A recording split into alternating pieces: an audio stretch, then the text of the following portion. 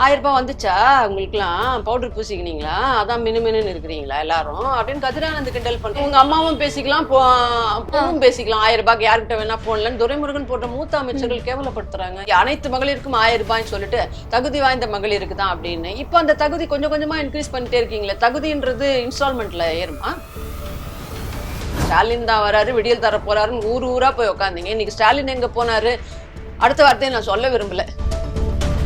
ஓசின்றது எஸ்சின்றது கோயிலுக்கு போனா தர்மத்துல போட்டிருக்குன்னு ஆர் ராசா போன்றவர்கள், பாஜக மற்ற கட்சிகள் எல்லாருமே சேர்ந்து அதிமுக கூட்டணியில தலைமை இதாகுது. இன்னொன்னு புதுசா விஜய் வர்றாரு. விஜய் வந்து ஒரு பெரும் சக்தியாக வர்றாரு அப்படின்றத சொல்றாங்க. செங்கோட்டையன் அவர்கள் என்ன சொன்னாரு? அவர் வரார், அவர் கூட இவர் வரார், இவர் கூட அவர் வராருன்னாங்க. எல்லாரும் எங்க போனாங்க? இன்னைக்கு திமுகவை ஒழிக்க வேண்டும் என்றால் தனிப்பட்ட விஜயால அது எப்படி? மக்களின் ஏகோபித்த ஆதரவை பெற்ற இயக்கம் அதிமுக. அதற்காக 10 தோல்வியா அப்படின்னு ஆட்சியில இருக்கும்போது இடைத்தேர்தல், உள்ளாட்சி தேர்தல் இதெல்லாம் ஆளுங்கட்சி ரொம்ப சகஜம். திமுக மட்டும் இதை சொல்லி இருந்தா நம்ம வந்து எதிர்க்கக்கூடிய கட்சிகள் அப்படின்னு சொல்லி விட்டுலாம். ஓபிஎஸ் அவர்கள் சொல்றாரு, அவர் கூட இருந்த ஆதரவாளர்கள் சொல்றாங்க. இது இன்னைக்கு நேத்து கிடையாது. நம்மளே வந்து லேண்ட்லார்டா இருக்கணும், நம்மளே நிலச்சுவாந்தரா இருக்கணும், நம்மளே வந்து அதிகாரத்தை மொத்தத்தையும் கையில வச்சிருக்கணும்னு நினைக்கிறவங்க திமுக ஓடுவாங்க. அது மாதிரிதான் இன்னைக்கும் ஓடி இருக்காங்க. நீங்க சொல்ற வைத்தியலிங்கமா இருந்தாலும், நீங்க சொல்ற மனோஜ் பாண்டியனா இருந்தாலும், இன்னும் ஓட போற யாராக இருந்தாலும், ஒருகாலிகளை பற்றி எங்களுக்கு ஒருபோது மாநிலத்தில் ஆட்சி மாற்றம் வந்தால் நீட் ரத்து செய்வோம். நாங்க செய்துட்டாங்களா? இன்னைக்கு செய்ய முடிஞ்சதா இவங்களால? இந்த மாதிரி மாத்தி மாத்தி பேசுறவங்க நாங்க கிடையாது. இது சுப்ரீம் கோர்ட்டுக்கு போயிடுச்சு. அதுல பல சிக்கல் இருக்கு அப்படின்னு வந்து சொல்றாங்க. அது 21ல தெரியலையா? அது 19ல வாக்குறுதி கொடுக்கும்போது அன்னைக்கு நாங்க தீர்மானம் போடும்போது இது வெற்றி காகிதம்னு பேசினார் ஆர் ராசா. இதை குப்பை தொட்டியில போடுங்க, எடப்பாடிக்கு என்ன தெரியும் அப்படின்னு எதேச்சதிகாரமா பேசினவர் தான் ஆர் ராசா. அதே தீர்மானத்தை தானே இன்னைக்கு நீங்க போட்டுக்கிட்டு இருக்கீங்க. நளினி சிதம்பரம் போன்றவர்கள் வாதாடி அன்னைக்கு இதே நளினி சிதம்பரம் என்ன சொன்னாங்க? உங்களால ஒண்ணும் பண்ண முடியாது, God has to save you சொன்னாங்களா இல்லையா? வெளியில வந்து சுப்ரீம் கோர்ட் வாசல்ல வந்து அங்க காங்கிரஸ் தானே தடுத்து நிறுத்த வேண்டியதானே. இதே உங்க குடும்பத்துக்கு ஒரு பிரச்சனைனா ஓடி போய் காலில் விழுந்திருப்பீங்கல்ல. இந்த திட்டங்கள் இவ்வளவு போய் சேர்ந்திருக்கு அப்படின்னு மக்கள் அங்க பேசுறத வந்து அப்ப நம்ம எப்படி நம்ம பொய்ன்னு நம்ம எடுத்துக்கிறதா? மக்கள் அங்க வந்து பேசுறாங்க. பள்ளியில ஒரு பெண்ணை யூஸ் பண்ணிருக்கீங்க, ஒரு இளம் பெண்ணை. ஒருத்தரை எவ்வளவு நாளைக்கு அக்ரிமெண்ட் எடுத்து வச்சிருக்கீங்க? ஒரே ஒரு மாலையாவது மாத்துங்கப்பா. சூடு சொரணை இருக்கிறது திமுகவுக்கு உப்பு போட்டு தின்றாரான்ற அளவுக்கு தான் மக்களே பாடல் இன்னைக்கு லிரிக்ஸ் எழுதிக்கிறாங்க. அந்த மாதிரி தானே. வணக்கம் மேம். வணக்கம் மேம். அரசியல் களம்ல எப்ப என்ன வேணாலும் நடக்கலாம் அப்படின்றதுக்கு ஒரு சாட்சியா அதிமுக கூட்டணி பாஜக என்டிஏல வந்து திரு டிடிவி அவர்கள் இணைஞ்சிருக்காரு. இணையவே இணைய மாட்டாங்க அப்படின்னு ரொம்ப ஆணித்தரமா நம்பப்பட்ட ஒரு 2 துருவங்கள் வந்து இணைஞ்சிருக்காங்க. இதை நம்ம எப்படி பாக்குறது மேம்? ரொம்ப சந்தோஷமா தான் பார்க்கணும். ஏன்னா இப்போ இல்ல இணையவே மாட்டாங்கல்ல. இப்போ இதுக்கு முன்னாடி என்ன சொல்லிட்டு இருந்தாங்க? திமுக கூட்டணி அதிமுகக்கு யாருமே கூட்டணி இல்ல பாருங்க, அவங்க வந்து வெற்றி வாய்ப்பு கண்ணு கெட்டின தூரம் வரைக்கும் எங்களுக்கு எதிரிகள் இல்லைன்னு பேசிட்டு இருந்தாங்க. ரொம்ப குதூகலமா எல்லாரும் வாயடைச்சு போயிருக்காங்க. அது போல இப்ப தேர்தல் நேரம், கூட்டணின்றது இந்த நேரத்துலதான் அமையணும். இன்னொன்னு, எங்க பொதுச் செயலாளர் உட்பட கூட்டணிக்கு உட்கார்ந்த தலைவர்கள் எல்லாருமே நாங்க வந்து ஒரு பங்காளிகள். அண்ட் இந்த மக்கள் விரோத ஆட்சியை அகற்றுவதற்கு ஒத்த கருத்தோடு நாங்க இணைஞ்சிருக்கோம். அது வந்து நாங்க கீழே வரைக்கும் இந்த இணைப்பு அப்படின்றது எல்லாருமே ரொம்ப ஒரு சகோதர பாசத்தோடு இருந்து நாங்க வந்து நிச்சயமா இந்த விடியா திமுக ஆட்சியை வீட்டுக்கு விரட்டி அடிப்போம் அப்படிங்கிற ஒற்றை நோக்கத்தோடு இணைஞ்சிருக்கோம். இந்த பயணம் வெற்றி பயணமாக தொடரும். அதான் மேம், துரோகி டு பங்காளி அப்படின்னு சொல்ற ஒரு ஸ்டேட்மெண்ட்டை திரு டிடிவி அவர்களே சொல்றாரு. என்ன அப்படின்னா, இதுக்கு முன்னாடி திரு எடப்பாடி அவர்களுடைய தலைமையில போகணும் அப்படின்னா தூக்குல கூட தொங்கலாம் அப்படின்ற ஒரு விமர்சனத்தை வச்சிருந்தவர் இன்னைக்கு துரோகியா இருந்தவங்க நாங்க பங்காளிகளா மாறணும் அப்படின்ற ஒரு இதை முன்னெடுத்திருக்காங்க. இது கட்சிக்குள்ள எப்படியான ஒரு மாற்றத்தை? இல்ல கிடையாது. அது வந்து அதிமுக எப்பவும் வந்து அப்படி சொன்னது கிடையாது. என்னன்னா, இது எங்க ஒரு ஃபேமிலியில நடக்கிற ஒரு பிரச்சனை மாதிரி தான் இது. இது ஒன்றும் புதுசு அப்படி பாத்தீங்கன்னா, நீங்க டிடிவி தினகரனை நான் முதலமைச்சர் ஆக்கவில்லை என்றால் இதே கொடிசியா வளாகத்தில் தூக்கில் தொங்குவேன்னு சொன்ன செந்தில் பாலாஜி இன்னைக்கு வந்து திமுக அமைச்சரா இருக்காரு. கருணாநிதி அவர்களை வந்து சட்டமன்றத்திலே ஃபைலோடு அடிக்க பாய்ந்த சேகர் பாபு இன்னைக்கு திமுகவில் அமைச்சராக இருக்கிறார். இன்னைக்கு தங்க தமிழ்ச்செல்வன் போன்றவர்கள் திமுக கூட்டணியை அவ்வளவு ஒரு ஸ்லாங்ல சொல்லணும்னா கழுவி ஊத்துனவங்க தான் இவங்க எல்லாருமே. வந்து திமுக அப்படிப்பட்டது இப்படிப்பட்டது, தீய சக்தி திமுக, அதனுடைய துரோகத்தில் விளைந்தது அதுதான் அதிமுக அப்படியெல்லாம் பேசி அதிமுக இந்த இயக்கம் பார் உள்ளவரை ஊர் உள்ளவரை நாங்கள் இதுலதான் இருப்போம் அப்படின்னு பேசின தங்க தமிழ்ச்செல்வன் போன்றவர்கள் இன்னைக்கு அங்க மாவட்டம் போன உடனே இது எல்லாமே அப்ப திமுக ஆளே இல்லைன்றது தெரியுது இல்ல உங்களுக்கு. அந்த இடத்துல மாவட்ட செயலாளர் ஆகுறாங்க, எம்பி ஆகுறாங்க, எம்எல்ஏ ஆகுறாங்க, அமைச்சர் ஆகுறாங்க, பல்வேறு பதவிகள்ல அவங்க உயர்ந்த பதவிகள் இருந்து. அதே போல நம்ம தர்மபுரியில இருக்கக்கூடிய முன்னாள் அமைச்சர் பழனியப்பன் போன்றவர்கள்ல இருந்து இன்னும் நிறைய பேர் நான் லைனா அடிக்கிட்டே போவேன். இது இன்னைக்கு நேற்று கிடையாது. திமுக ஒரு தீய சக்தி அப்படின்னதால, அவருக்கு துரோகம் விளைவித்ததால தான் வந்து புரட்சித் தலைவர் வெளியில வந்து அனைத்து இந்திய அண்ணா திராவிட முன்னேற்ற கழகம்னு ஒரு கட்சி ஆரம்பிக்கிறாரு. திரும்ப வந்து அப்ப திமுகவை நினைச்சே பார்க்க கூடாதுல்ல, உண்மையா அதிமுக வந்து நினைத்து பார்க்கக்கூடியவர்கள். அப்படிதான் இன்னைக்கு எங்க கூட்டணி வந்து இன்னைக்கு இந்த திமுக வீட்டுக்கு அனுப்பணும் போது அதிமுக வந்து சகோதரர்களாக சகோதரிகளாக ஒன்றிணைந்து நாங்க இன்னைக்கு செயல்படுறோம். திமுகவுக்கோ அதனுடைய மத்த அந்த கூட்டணியில் இருக்கிறவர்களுக்கோ அதை பற்றி பேசுவதற்கு எந்த அருகதையும் கிடையாது. ஏன்னா அதுதான் எங்களுடைய பொதுச் செயலாளர் நேற்று சொன்னார். வைகோ போன்றவர்கள் என்ன சொன்னாரு, தமிழ் உணர்வுள்ள யாரும் இந்த கூட்டணிக்கு வரமாட்டார்கள். பார்வதி அம்மாளை திருப்பி அனுப்பின திமுகவுக்கு தமிழ் உணர்வு செத்து போச்சா அப்படின்னு அந்த ஏர்போர்ட்லயே கேட்டாரு வைகோ அவர்கள். இன்னும் எத்தனையோ விஷயங்கள்ல ஹைட்ரோ கார்பன்ல இருந்து மீத்தேன்ல இருந்து எல்லா உரிமைகளையும் விட்டு கொடுத்தவர்கள் திமுகவினர். இவர்களோட கூட்டணி வைத்தால் என் கல்லறை கூட மன்னிக்காத இன்னும் பல கடுமையான வார்த்தைகள். கருணாநிதி வந்து நேரடியா கருணாநிதியை அட்டாக் பண்ணாரு வைகோ அவர்கள் பிரஸ் மீட்ல. என்ன சொன்னாரு, இவர் வந்து வேற தொழில் செய்யலாம் அப்படின்லாம் சொன்னாங்க.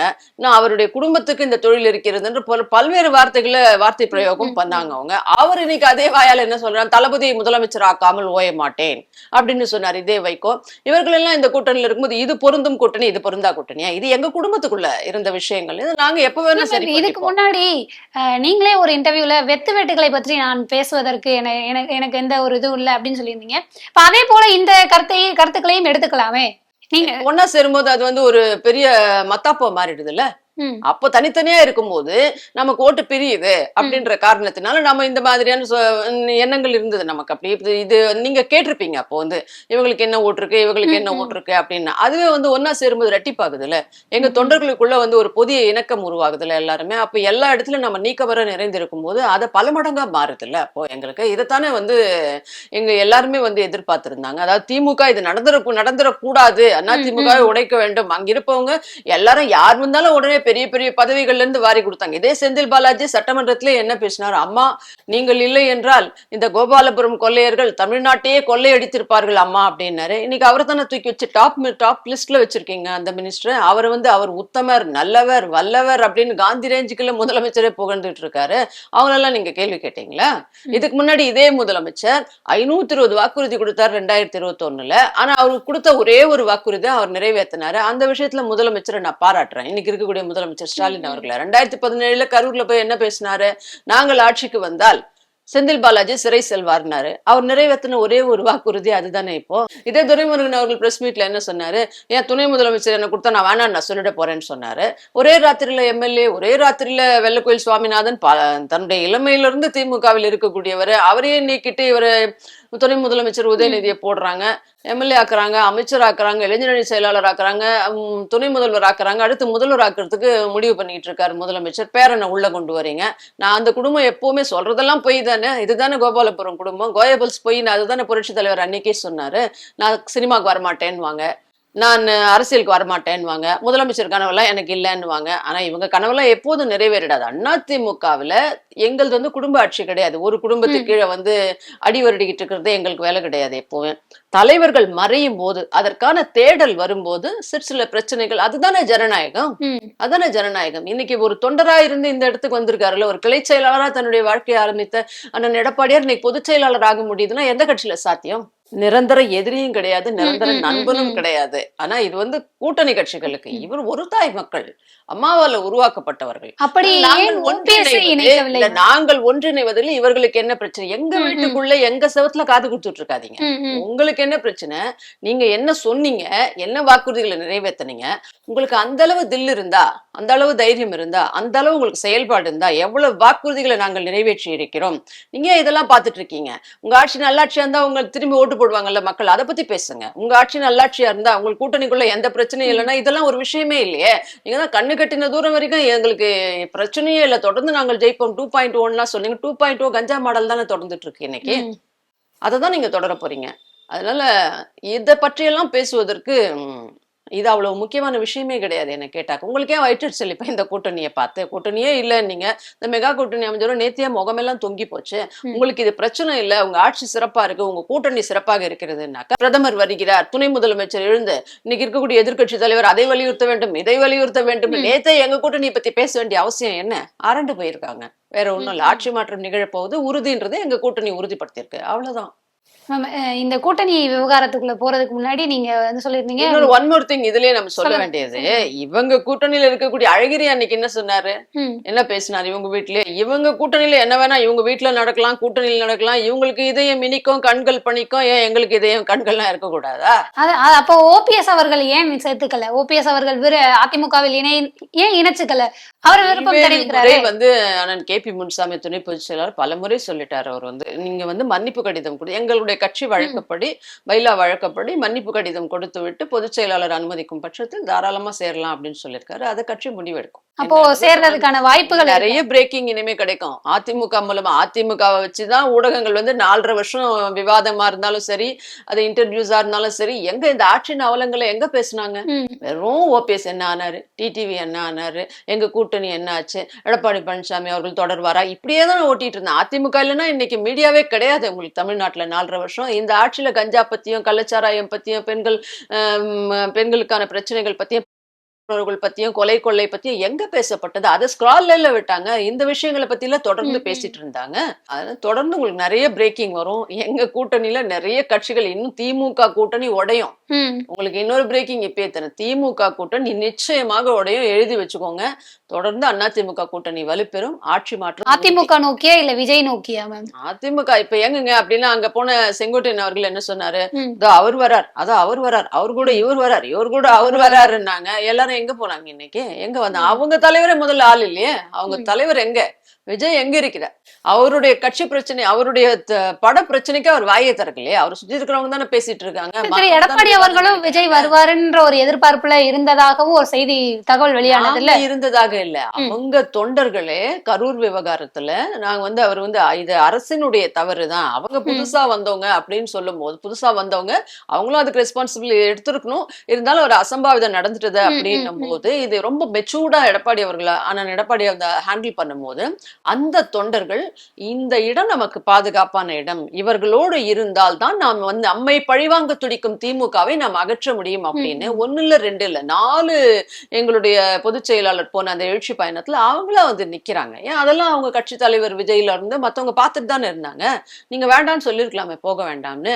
ஒரு தொண்டர்கள் வந்து ஆர்வமா வந்து அவங்க கொடியை பிடிச்சிட்டு வந்து அந்த இடத்துல நிற்கும் போது வாங்கன்னு சொல்றதுல ஒரு தலைவர், ஒரு பண்பட்ட தலைவர், அதுவும் அண்ணன் எடப்பாடியாரை பொறுத்த வரைக்கும் கிரவுண்ட் ரியாலிட்டி தெரிஞ்சவர். ஆனால் அவர் வந்து ஒரு பண்போடு வரவேற்பதில் என்ன தவறு? இதுல என்ன பெரிய இது இருந்து விட போகிறது? நாங்க ஒன்னும் நீங்க எங்க கூட்டணிக்கு வந்துருங்கன்னா அவர் யாரையும் கூப்பிடலையே. அவங்க எல்லாம் அதுல பாத்துட்டு தானே இருந்தாங்க. எல்லாரும் பெரும் எதிர்பார்ப்புன்னு பார்க்கப்பட்டது இல்ல மேம். அதாவது மும்முனை போட்டி அப்படின்னு அது ஏன்னா இப்ப அவர் என்ன சொல்றாரு, என்னுடைய அரசியல் எதிரி திமுகன்னு சொன்னாரு.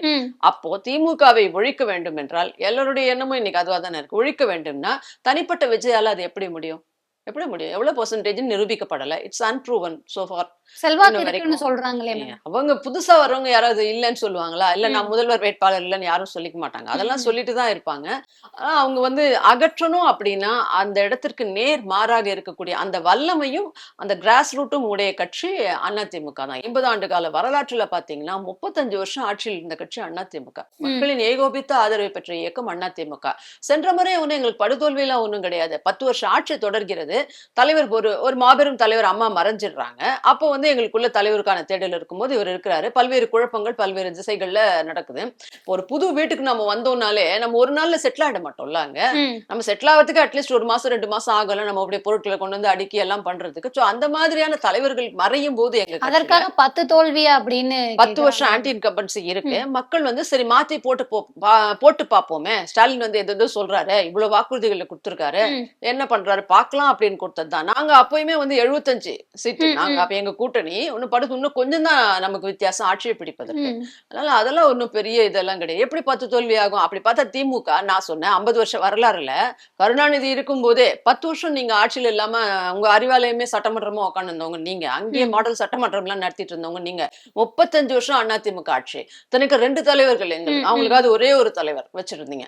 10, 15 வருஷம் தான் அவரு மறையும் போது கருணாநிதி மறையும் போது இத்தனைக்கு ஆட்சியில கூட கிடையாது. அவருடைய இதுக்கே வந்து அந்த பரியலுக்கே எங்ககிட்ட வந்து நீங்க வந்து கெஞ்சி கூத்தாடியவர்கள் தான். அப்படி இருக்கும்போது இவங்க அதை பத்தி பேசுறதுக்கு எந்த தார்மீகம் என்ன ஆயிடுச்சு? எத்தனை 10 தோல்வி 10 சட்டமன்ற தேர்தலில் தோத்துட்டோமா? ஆர்கே நகர்ல வந்து இவங்க டெபாசிட்டே வாங்கலங்க திமுக. ஆனா அடுத்து ஜெயிக்க முடிகிறது இல்ல. எத்தனை இடைத்தேர்தல் ஆட்சியில இருக்கும்போது இடைத்தேர்தல், உள்ளாட்சி தேர்தல் இதெல்லாம் ஆளுங்கட்சி ஜெயிக்கிறது ரொம்ப சகஜம். திமுக மட்டும் இதை சொல்லியிருந்தா நம்ம வந்து சரி அதாவது எதிர்க்கக்கூடிய கட்சிகள் அப்படின்னு சொல்லி விட்டுலாம். அதிமுகல இருந்து பிரிஞ்சு அதிமுக ஒருங்கிணைப்பு குழு அப்படின்னு சொல்லக்கூடிய நிர்வாகிகள் அவங்க சொல்றாங்க. ஓபிஎஸ் அவர்கள் சொல்றாரு, அவர் கூட இருந்த ஆதரவாளர்கள் சொல்றாங்க. இது இன்னைக்கு நேத்து கிடையாது. அதிமுகன்றது வந்து ஏதோ நேற்று பெய்த மழையில் இன்று முளைத்த காலான் கிடையாது. இன்னும் ஆதரித்த ஒரு தலைவர் புரட்சி தலைவர். புரட்சி தலைவர் இல்லைன்னா கருணாநிதியும் கிடையாது, திமுகவும் கிடையாது. அண்ணாவுக்கு பிறகு புரட்சி தலைவர் தான் சொல்றாரு. புரட்சி 1967 ஆட்சி வந்த பின்னாடி அண்ணா சொல்றாரு, இந்த அமைச்சரவை பட்டியல இந்த ஆட்சி வர காரணம் தம்பி ராமச்சந்திரன் தான் அப்படின்னு. அவர் அந்த 67 தேர்தலுக்கு முன்னாடி ஒரு செயற்குழு நடக்குது. அந்த குழுல வந்து அண்ணா நான் 30 லட்சம் உங்களுக்கு தந்துடுறேன் அப்படின்னு புரட்சி தலைவர் சொல்றாரு தேர்தலுக்காக. தம்பி 30 லட்சம்லாம் தூரவை, நீ தேர்தல் பிரச்சாரத்துக்கு உன் முகம் காட்டு, அதுவே 30 லட்சம் ஓட்டுன்னு அண்ணா எதுக்காக சொன்னார்? புரட்சி தலைவரை பார்த்து தான் சொன்னாரு, கருணாநிதியை பார்த்து சொல்லலையா? அன்னைக்கு தம்பிவா தலைமை ஏற்கவா நெடுஞ்செழியன் அவர்களை பார்த்து சொன்னாரு. அதுக்கப்புறம் எங்களுடைய புரட்சி தலைவரை பார்த்து அவர் சொன்னாரே தவிர தம்பிவா தலைமை ஏற்கவான் கோபாலபுரம் குடும்பத்தை பார்த்தோ, கருணாநிதியை பார்த்தோ, ஸ்டாலினை பார்த்தோ, உதயநிதியை பார்த்தோ, இன்பநிதியை பார்த்தோ எல்லாம் பேரறிஞர் அண்ணா அன்னைக்கு சொல்லலையே. அன்னைக்கு 1967 ஆனா குண்டடிப்படுகிறார் புரட்சி தலைவர். ஆனாலும் அந்த ஆட்சி வெற்றி பெறுகிறது. அந்த போஸ்டரை வச்சே ஜெயிச்ச கட்சி தான். அப்ப அதுக்கப்புறம் திமுக அண்ணாவே என்ன சொல்றாரு, இந்த அமைச்சரவை பட்டியலை மருத்துவமனையில் இருக்கும் தம்பி ராமச்சந்திரனிடம் கொண்டு போய் காட்டி வெட்டுவா, அதற்கு பிறகு இதை இறுதி செய்யலாம்னு சொல்றாரு. அன்னைக்கு பார்த்து டிப்பண்ணி அமைச்சது எங்க புரட்சி தலைவர் தான். இதே அண்ணா மறைவுக்கு அப்புறம் கருணாநிதி யார் பாதங்களை தேடி ஓடினாரு இந்த ஆட்சி அமைக்கிறதுக்கு? SSR போன்ற ஒத்துக்கலையா அன்னைக்கு? இதெல்லாம் வரலாறு. அவங்க வந்து இப்ப புரட்சி தலைவர் தான் எல்லாரையும் பேசி கன்வின்ஸ் பண்ணி இவர் முதலமைச்சராக இருக்கட்டும் அப்படின்னு சொன்னாரு. இவங்க குடும்பமே முரசொலி மாறணும், இவங்க சொல்லியிருக்காங்க, அதை நாங்க சொல்லல. கருணாநிதி அவர்களும் முரசொலி மாறணும், நாங்க எங்களுடைய குடும்பத்து பெண்களின் நகைகள் அத்தனையும் அடகு வச்சுட்டோம், கோபாலபுரத்தில் இருக்கக்கூடிய வீடே வந்து இப்ப முழுக போகிறது, அடகு வச்சு அதுவுமே வந்து மீட்க முடியாது அப்படின்னு புரட்சி தலைவர்கிட்ட தான் ஓடி வந்தாங்க. புரட்சி தலைவரும் தலைவியும் சேர்ந்து எங்கள் தங்கம் படத்துல நடிச்சு கொடுத்தா அவங்க கடனையே அடைச்சு கொடுத்தாங்க. அதனால புரட்சி தலைவர் அமெரிக்கால மருத்துவமனையில இருக்கும்போது அவர் செத்து போயிட்டாருன்னே சொன்னவங்க தானே இதே திமுக, நன்றி உணர்வு இல்லாம. அதனால இந்த முறை ஆட்சியை என்கிட்ட கொடுங்க, அவர் வந்தவங்க திரும்பி கொடுத்துறேன்னு கருணாநிதி கெஞ்சி கூத்தாடியும் கூட நடக்கல இல்ல இன்னைக்கு. இப்படியெல்லாம் ஏகோபித்த ஆதரவை பெற்ற தலைவர், அந்த தலைவரையே சட்டமன்றத்துல செருப்பால் அடிக்க ஓடியவர்கள் தான் திமுகவினர். கருணாநிதி தலைமையிலான திமுக இந்த வேலையெல்லாம் செய்வார். புரட்சி தலைவிக்கு என்ன நடந்தது? அவருடைய சேலையை பிடித்து இழுத்து மானபங்கப்படுத்தும் அளவுக்கு நீங்கள் சட்டமன்றத்திலே அவர் மேல அவர் மரணித்தே இருக்க வேண்டிய ஒரு சூழல். தாப்பாண்டியன் போன்றவர்கள், மறைந்த தலைவர் தாப்பாண்டியன் கம்யூனிஸ்ட் இவங்க எல்லாம் சொல்லியிருப்பாங்க. அந்த அளவுக்கு ஒரு உறுதியோடு நின்னார். அவர் கொஞ்சம் இப்படி இது பண்ணலன்னா அந்த சேர் அடிச்சிருந்து அன்னைக்கே புரட்சி தலைவனுடைய நிலைமை இன்னும் மோசமா போயிருக்கும் அப்படின்னு அந்த அளவுக்கு கீழ்த்தரமாக நடந்து கொண்டவர்கள் திமுகவினர். அப்ப நீங்க அது போகட்டும். 2017 சபாநாயகர் தனபால் அவர்கள் ஒரு தாழ்த்தப்பட்ட சமூகத்தை சேர்ந்தவர். அவரை ரங்கநாதன் போன்றவர்கள் இழுத்து தள்ளிட்டு சட்டையை கழிச்சிட்டு அந்த சேர்ல உட்காந்து எல்லாரும் அது மேல ஏறி ஆட்டம் போட்டவங்க தானே நீங்க. இவங்க அதை பற்றி எல்லாம் பேசலாமா? திமுகவுக்கு எந்த தார்மீக உரிமையும் கிடையாது. இவங்களுக்கு ஏதோ எங்களுக்கு இந்த மாதிரி தலைவர்கள் மறையும் போது, சிற்சில பிரச்சனைகள் இருக்கும் போது 10 வருஷம் ஆட்சிக்கு மாற்றம் ஒன்று தேவைன்னு மக்கள் மாத்தி போட்டு பார்க்கலாம். இவ்வளவு வடை சுடுறாரு, 520 வடை அப்படின்னு இவருக்காக ஸ்டாலின் தான் வராரு, விடியல் தர போறாருன்னு ஊர் ஊரா போய் உட்காந்தீங்க. இன்னைக்கு ஸ்டாலின் எங்க போனாரு? அடுத்த வார்த்தையை நான் சொல்ல விரும்பல. சூடு சொரணை இருக்கிறது திமுக உப்பு போட்டு தின்றாரான்ற அளவுக்கு தான் மக்களே பாடல் இன்னைக்கு லிரிக்ஸ் எழுதிக்கிறாங்க. அந்த மாதிரி தானே இருக்குது இந்த ஆட்சியின் லட்சணம். பிஜேபியே ஒரு மதவாத கட்சி கிடையாது, இதை நீங்கள் போய் தெளிவுபடுத்துங்கள் கருணாநிதியை முரசொலியில எழுதியிருக்காரு 99. அப்படியெல்லாம் கொள்கைகள் அடிக்கடி மாற்றிக் கொள்கிறவர்கள் நாங்கள் கிடையாது. அண்ணாவின் பாலிசி படி, புரட்சி தலைவர் படி உறவுக்கு கை கொடுப்போம், உரிமைக்கு குரல் கொடுப்போம். இதுதான் மத்திய அரசோட எங்களுடைய நிலைப்பாடு.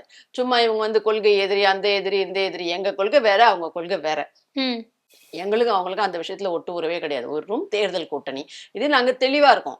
உங்களை போல வந்து நாங்க இன்டாக்ட் கூட்டணி, கொள்கை கூட்டணி, தேர்தல் கூட்டணின்னு சொல்லிட்டு 1.5 லட்சம் பேரை வந்து காவு கொடுக்குறவங்க நாங்க கிடையாது. மாநில உரிமையெல்லாம் காவு கொடுக்குறவங்க நாங்க கிடையாது. நீட் உரிமையை நீங்க அன்னைக்கு மத்திய அரசுல கூட்டணி இருக்கும்போது விட்டு கொடுத்துட்டு வந்துட்டு இன்னைக்கு வந்து பாத்தீங்களா மத்திய அரசு பாஜக அரசு விட்டு விட்டது, பாஜக அரசு விட்டு விட்டது, அதிமுக நீட் வந்துச்சுன்னு பச்சை போய் சொல்றவங்க நாங்க கிடையாது.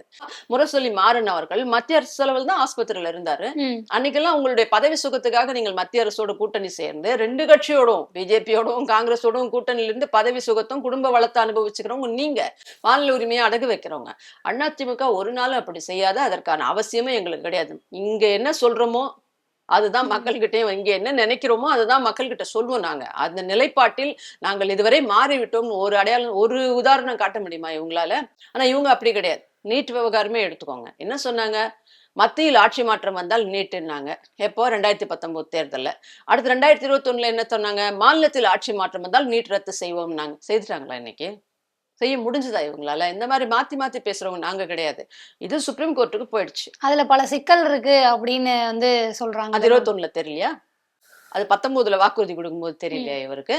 அன்னைக்கு நாங்க தீர்மானம் போடும்போது இது வெற்றி காகிதம்னு பேசினார் ஆர் ராசா. இதை குப்பை தொட்டியில போடுங்க, எடப்பாடிக்கு என்ன தெரியும் அப்படின்னு எதேச்சதிகாரமா பேசினவர் தான் ஆர் ராசா. அதே தீர்மானத்தை தானே இன்னைக்கு நீங்க போட்டுக்கிட்டு இருக்கீங்க. நளினி சிதம்பரம் போன்றவர்கள் வாதாடி அன்னைக்கு இதே நளினி சிதம்பரம் என்ன சொன்னாங்க? என்ன சொன்னாங்க அன்னைக்கு? உங்களால ஒண்ணும் பண்ண முடியாது, காட் ஹாஸ் டு சேவ் யூன்னு சொன்னாங்களா இல்லையா? வெளியில வந்து சுப்ரீம் கோர்ட் வாசல்ல வந்து அங்க காங்கிரஸ் தானே தடுத்து நிறுத்த வேண்டியதானே. இதே உங்க குடும்பத்துக்கு ஒரு பிரச்சனைனா ஓடி போய் காலில் விழுந்திருப்பீங்கல்ல.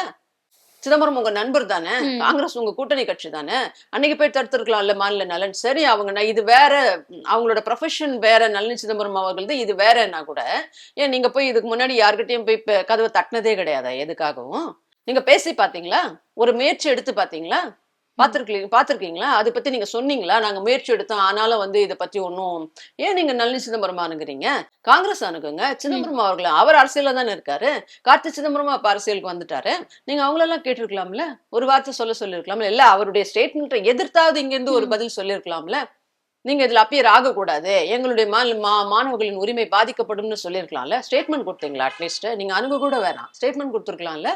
அப்படித்தானே உட்கார்ந்துருந்தீங்க. இன்னைக்கு இப்படி பச்சை போய் சொல்லிட்டு இருக்கீங்களா நீங்க? ஆனா நாங்க அண்ணன் எடப்பாடியார் அன்னைக்கு நாங்க மத்திய அரசோட கூட்டணியில இருந்தோம். மாநிலத்துல ஆளுநர் இருக்கிறார், ஆளுநர் ஒத்துக்கல. இருந்தாலுமே கூட மாநில அரசு சட்டமன்றத்தின் அதிகாரத்தை பயன்படுத்தி நாங்க வந்து அன்னைக்கு 7.5 கொண்டு வரார், ஒரு ஹரிசாண்டல் ரிசர்வேஷன் கொண்டு வந்தார். இன்னைக்கு அதனால 800 சில்லற மாணவர்கள் போறாங்க. அந்த 7 பாயிண்ட் ரிசர்வேஷனுக்கே 21 நீங்க என்ன சொன்னீங்க? வாக்குறுதி கொடுத்தீங்க, நாங்க இதை அதிகமாக்குவோம்னு. இன்ன வரைக்கும் அதை நீங்க 7.6 ஆக்க வேண்டாம், எய்டட் ஸ்கூலுக்கு அதை விரிவுபடுத்தினீங்களா? இன்னும் ஒரு 200 மாணவர்கள் போவாங்கல்ல, அதிகமா போவாங்கல்ல, போயிருப்பாங்கல்ல. 1000 சீட் ஆக்கியிருக்கலாம்ல. அதை என் பக்கத்துல இருக்க புதுவையில் அதை பண்ண முடியுது, உங்களால பண்ண முடியலையா? அப்ப எந்த அளவுக்கு பஜனை பண்ணிட்டு இருக்கீங்க, எந்த அளவுக்கு மக்களை ஏமாத்திட்டு இருக்கீங்க நீங்க. இந்த மாதிரி நாங்க 1000 உதாரணம் சொல்ல முடியும் என்னால, நீங்க அனுமதிச்சா. ரொம்ப அழகா பேசினாரு நம்முடைய கூட்டணி கட்சி தலைவராக இருக்கக்கூடிய அண்ணன் அன்புமணி அவர்கள். சிறப்பா பேசினாரு. அது அவர் சொன்ன விஷயங்கள்ல எங்க பொதுச் செயலாளர் பேசுறதோ, அரசியல் ரீதியான கூட்டணி விஷயங்களோ, நம்முடைய கூட்டணியில் இருக்கக்கூடிய அமமுக பொதுச் செயலாளர் பேசுனதோ, அண்ணன் அன்புமணி பேசினதோ, பிரதமர் பேசினதோ, இதை ஒன்றையாவது அவர்களால் மறுக்க முடியுமான்னு பாருங்க. நான் கூட நேற்று விவாதத்துக்கு அப்படி பார்த்தா வந்து திட்டங்கள் எதுவுமே திமுக அரசுல இந்த 4.5 ஆண்டுகள்ல நடக்கவே இல்லையா? விதவிதமா பேர் வச்சாங்க. பேர் வச்சே சோறு வச்சியான்னு கேக்குறாங்க மக்கள். நான் முதல்வன்றாரு, மக்களை தேடி மருத்துவம்ன்றாரு, இளம் தேடி கல்வின்றாரு, ஏதாவது தமிழ் புதல்வன், தவ புதல்வன் எல்லாம் யாரும் எழுதி கொடுத்ததை படிச்சுட்டு இருக்காரு. நீங்க இந்த நான் முதல்வன் திட்டத்துக்கே வாங்க, மாணவர்களுக்கு 1000 ரூபாய் கொடுக்குற திட்டமா அது? தாங்க இருக்கும்போது அந்த தாலிக்கு தங்கம்னு ஒண்ணு கொடுத்தோம். அது பட்டயம் படித்தவர்களுக்கு, மாணவர்களுக்கு லேப்டாப் கொடுத்தோம். அன்னைக்கு லேப்டாப் வந்து கிட்டத்தட்ட 50,000 ரூபாய் 2011.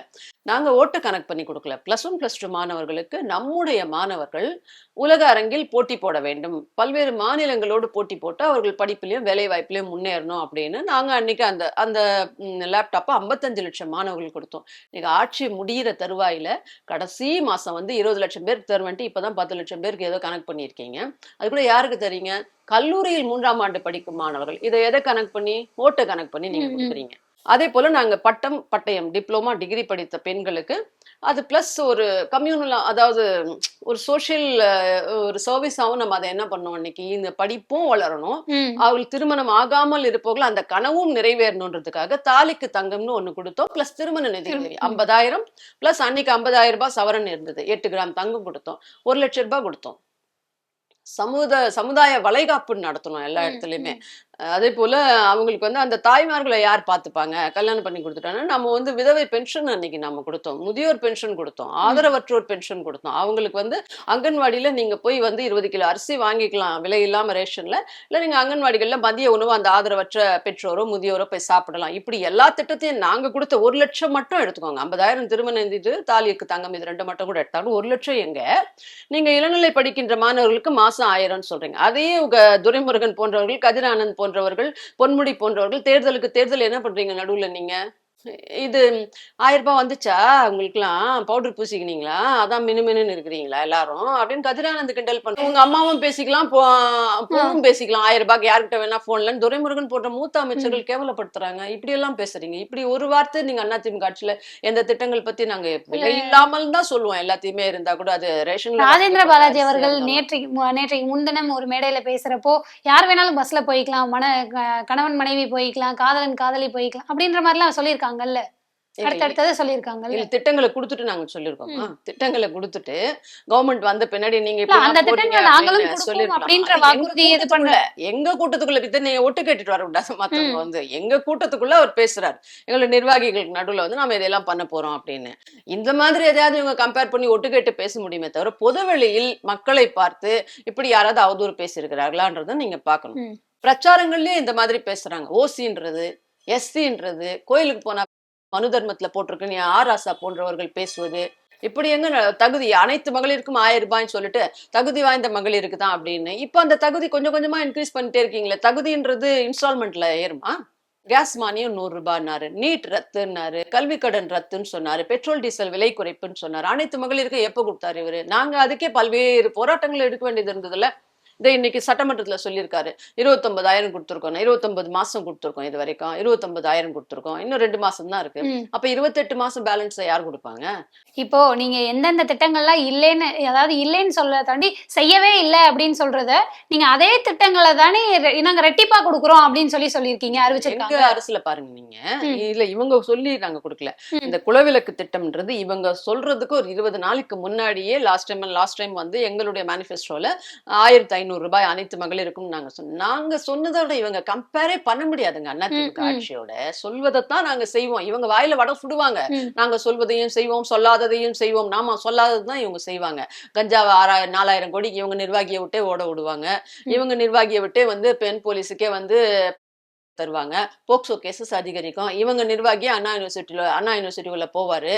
போய் பெண்களை பெண்ணு. அதுக்கப்புறம் நீ அந்த சாரோட இருக்கணும்னு யார் அந்த சார்னு கேட்டா பதிலே சொல்ல மாட்டாங்க.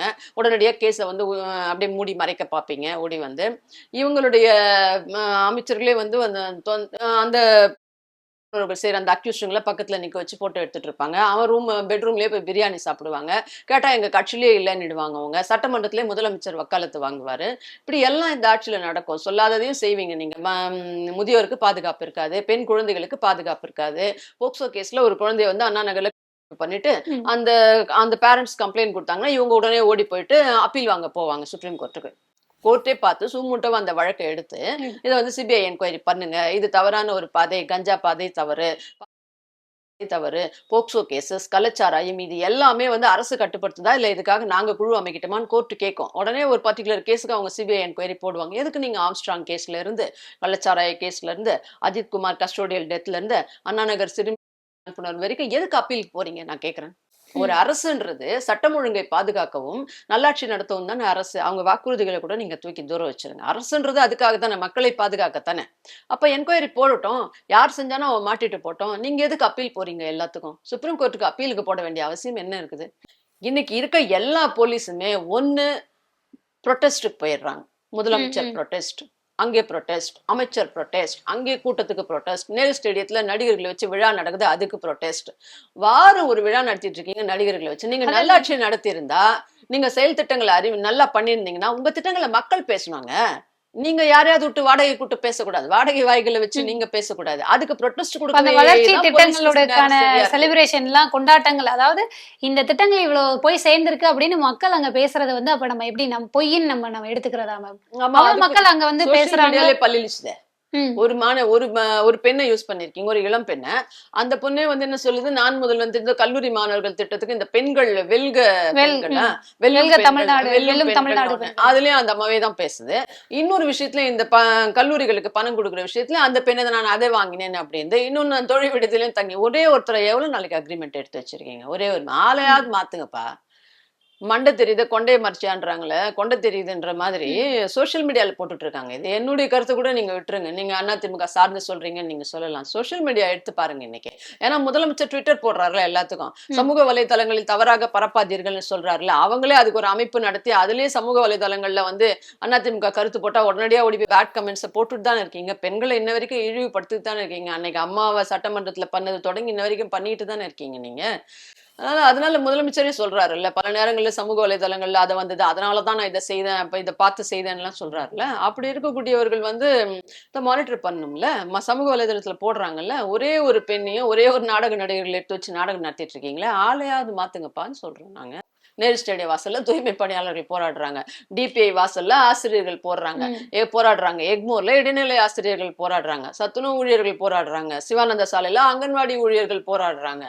இப்படி சத்துணவு ஊழியர்ல இருந்து, இடைநிலை ஆசிரியர்ல இருந்து, அங்கன்வாடி ஊழியர்ல இருந்து, தூய்மை பணியாளர்ல இருந்து, அரசு ஊழியர்கள்ல இருந்து, டாக்டர்ல இருந்து, நர்ஸ்ல இருந்து எல்லாரும் போராடிட்டு தானே இருக்காங்க. இன்னைக்கு அரசு என்னதான் பண்ணிட்டு இருக்கு? சட்டமன்றம் வந்தா கூட இவங்களால போராட்டத்தை வந்து கன்வின்ஸ் பண்ண முடியலையே இவங்களால. அவ்வளவு வாக்குறுதிகள் இவர் தானே கொடுத்துட்டு வந்தாரு. நாங்க அண்ணன் எடப்பாடியார் முதலமைச்சரா இருக்கும்போது, இதே எதிர்கட்சி தலைவராக ஸ்டாலின் அவர்கள் இருக்கும்போது, ரோட்ல 2 பேர் நடந்து போனா கூட ஏதாவது போராட்டமா உட்காந்து சமாதானம் படுத்துவோம் அப்படின்னு இவர் தானே டாக்டர் நர்ஸ் எல்லாரையும் போய் கையை பிடிச்சு, தூய்மை பணியாளர்கள் எல்லாம் கை கொடுத்து இவர் தானே நாங்க வந்த உடனே செய்துடுறோம்.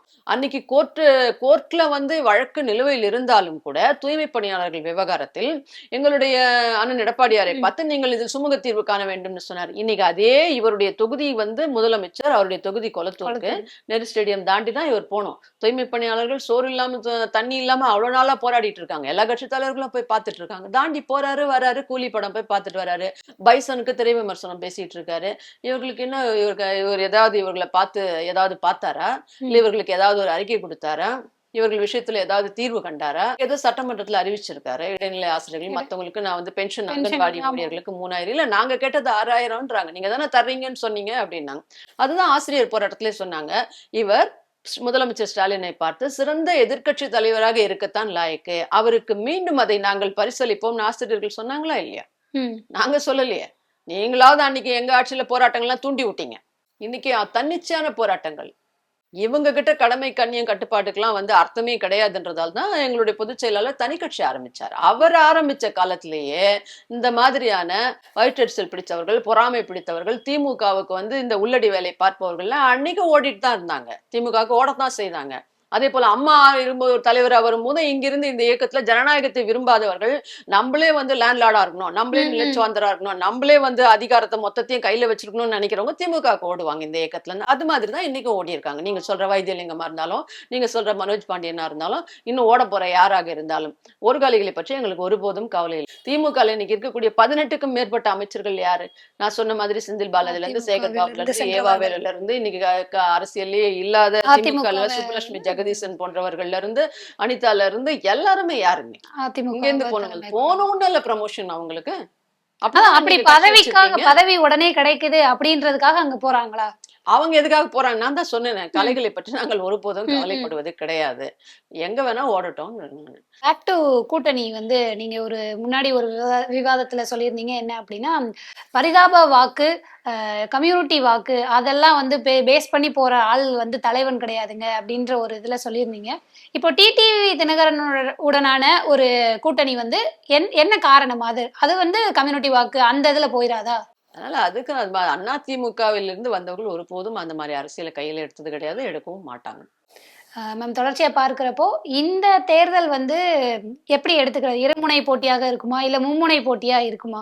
ஏன்னா பாஜக மற்ற கட்சிகள் எல்லாருமே சேர்ந்து அதிமுக கூட்டணியில தலைமை இதாகுது. திமுக கூட்டணி ஒரு புறம், இன்னொன்னு புதுசா விஜய் வர்றாரு. விஜய் வந்து ஒரு பெரும் சக்தியாக வர்றாரு அப்படின்றத சொல்றாங்க. இல்ல, முதல்ல என்ன சொன்னீங்க? அதிமுக கூட்டணிக்கு யாருமே வரல அப்படின்னீங்க. அதிமுக ஆட்சிக்கே வராது, எடப்பாடி அவர்கள் தனியா இருக்கிறாரு அப்படின்னீங்க. அதுக்கப்புறம் அமமுக எல்லாம் பயங்கரமா பெரிய ஓட்டு இருக்குதுங்க அவங்களுக்கு, பாத்தீங்களா தனியா கிடக்குறாங்க அப்படின்னீங்க. இன்னைக்கு என்ன சொல்றீங்க? அமமுகக்கெல்லாம் என்னங்க ஓட்டு இருக்குது, அது சேர்ந்தா மட்டும் என்ன ஆக போகுதுங்க அப்படின்னு இன்னைக்கு புலம்புறீங்க. அதனால இந்த உங்களோட நரித்தனம்லாம் எல்லாம் தமிழ்நாட்டு மக்களுக்கும் தெரியும், மத்த கட்சிகளுக்கும் தெரியும் திமுக ஒரு குள்ள நரித்தனம் என்னன்னு. அன்னைக்கு அப்படி பேசிட்டு இருந்தீங்க, இன்னைக்கு பதற்றத்தின் வெளிப்பாடு தானே இன்னைக்கு இப்படி பேசிட்டு இருக்கீங்க. நான் கேக்குறேன், இவ்வளவு பேசுறாருல்ல முதலமைச்சர் எங்க கூட்டணி பத்தி. எங்க கூட்டணி தான் எல்லாரும் நேற்று சாயங்காலம் இதுக்கு எல்லாம் விடை கொடுத்த மாதிரி தான் எல்லாம் ஒண்ணா சேர்ந்துட்டாங்க. அங்கேயே சொல்லிட்டாங்க இவர் தான் அப்படின்னு. இன்னும் கேட்டா சேர்ந்து பிரஸ் மீட்டே கொடுத்தாங்க. இதுக்கு மேல என்ன வேணும்னு எனக்கு தெரியல. இதை தாண்டி இவங்க கூட்டத்துல வந்து திருச்சி வேலுசாமி பேசுறாரு. காங்கிரஸ் என்ன திமுகவுக்கு சின்ன வீடான்னு கேக்குறாரு. ஏன் காங்கிரஸ் நடத்தின இந்த கருத்து கேட்பு கூட்டம்லாம் ஏதோ நடத்தினாங்க காங்கிரஸ் இப்போ. அதுல விஜய் வசந்த் எம்பி கலந்துக்கல, ஜோதிமணி எம்பி கலந்துக்கல, அப்புறம் நம்ம முன்னாள் தலைவர் ஆனந்த் KS அழகிரி போன்றவங்க கலந்துக்கல, இன்னொரு எம்பி கூட யாரும் கலந்துக்கவே இல்லை. ஒரு 4-5 எம்பிக்கள் அந்த கூட்டத்திலே ஆப்சென்ட் இல்லை. இவங்க எல்லாம் மாற்று கருத்துடையவர்களா தான் இருக்கிறதா தானே செய்தி வந்துட்டு இருக்கு. ராகுல் காந்தி அவர்கள் வந்து கூட்டணி தொடரலாமான்னு கேட்கும்போது சகோதரி ஜோதிமணி போன்றவர்களே, விஜய் வசந்த் போன்றவர்கள், மாணிக் தாக்கூர் போன்றவர்கள்லாம் வந்து மாணிக் தாக்கூர் கூட அந்த கூட்டத்துல கலந்துக்கல. இல்ல சரியா வராது, இவங்க வந்து சுத்தமா நம்மள மதிக்கிறதே கிடையாது அப்படின்றது. பிளஸ் பிரவீன் சக்கரவர்த்தின்றவர் ஸ்ட்ராட்டஜிஸ்டா இருக்காரு. அவரே வந்து நாங்க விஜயோட பேசணும்னு சொல்றாரு. இது மறுக்கலையே காங்கிரஸ்காரங்க. ராகுல் காந்தி அதை மறுத்துருக்கணும்ல. இல்ல அவர் தனிப்பட்ட இதுக்கு போய் சந்திச்சதா பிரவீன் சக்கரவர்த்தி சொல்லிட்டாரு. நான் அரசியல் இதுக்கு போகல, தனிப்பட்ட விதத்துல தான் போயிருக்கேன் அப்படின்றத சொல்லிட்டாரு. இப்ப எப்ப சொல்றாரு?